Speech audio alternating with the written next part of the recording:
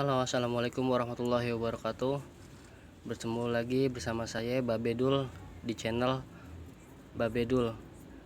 Saya pengen menunjukin ke abang-abang pompo, sahabat khususnya pecinta tabu lampot.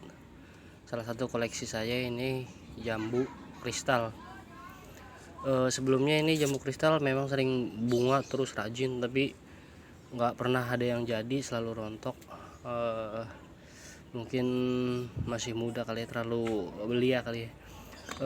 Tapi setelah saya ganti media tanam, lihat dia menunjukkan kemungkinan bakal menjadi buah karena si calon bunganya itu udah mentol-mentol.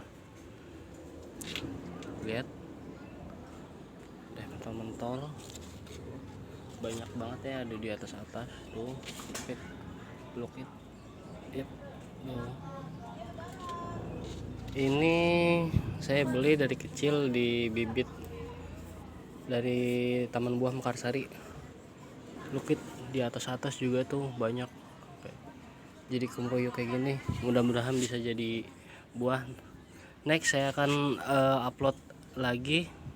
Saya akan kasih tahu abang-abang pompo, teman-teman semua pecinta tabu lampot.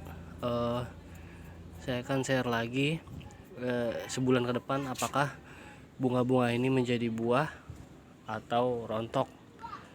Terus ikutin channel Babedul ya. Jangan lupa like, subscribe, dan komen kalau mau bertanya-tanya mungkin.